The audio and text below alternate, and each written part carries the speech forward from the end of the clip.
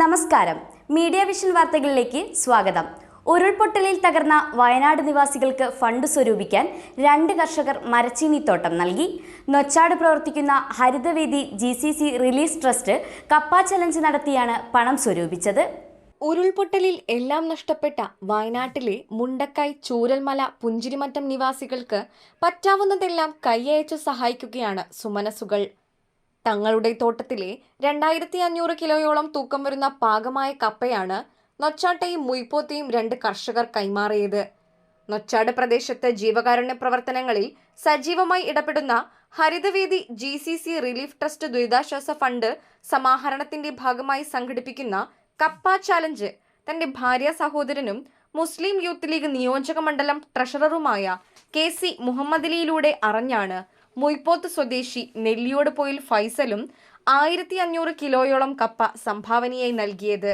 കൂടാതെ നൊച്ചാട് സ്വദേശിയായ റിട്ടയേർഡ് അധ്യാപകനും തന്റെ തോട്ടത്തിലെ കപ്പ മുഴുവൻ ചാലഞ്ചിലേക്ക് നൽകിയതായി ട്രസ്റ്റ് ഭാരവാഹികൾ പറഞ്ഞു. വയനാട്ടിലെ ദുരിതബാധിതരെ സഹായിക്കാൻ നൊച്ചാട്ടെ ഏറ്റവും വലിയ ജീവകാരുണ്യ വേദിയായ ഹരിതവേദി ഒരു വാട്സപ്പ് കൂട്ടായ്മയിലൂടെ പണം പിരിക്കുകയും ആ സമയത്താണ് ഇവിടുത്തെ കൃഷിക്ക് ഏറ്റവും നല്ല കൃഷിക്കാരനുള്ള അവാർഡൊക്കെ കിട്ടിയ ഒരു കർഷകൻ നമുക്ക് വലിയൊരു കപ്പത്തോട്ടം അതവിടെ ഭക്ഷണത്തിന് വേണ്ടി എത്തിക്കാൻ ആവശ്യപ്പെട്ടത്.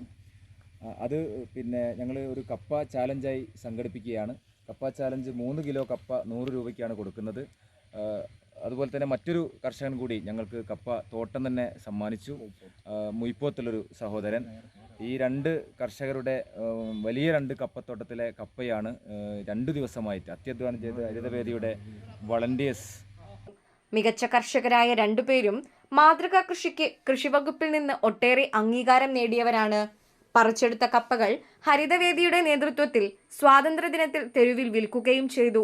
സമാഹരിച്ച തുക വയനാട് പുനരധിവാസ ഫണ്ടിലേക്ക് കൈമാറും. ജനകീയ കപ്പ പറിക്കലിന് T. Kunhammed, VPK Rasheed, PC Siraj, NP Azeez, PC Muhammedali, Anwar Sha, Riyas, Shareef, Nisar, Muhammed, Majeed, Kasim master, Rafeeq, PC Ismail, Fousiya, Jubairiya, Jasna, Sajad എന്നിവർ നേതൃത്വം നൽകി. News bureau, media vision.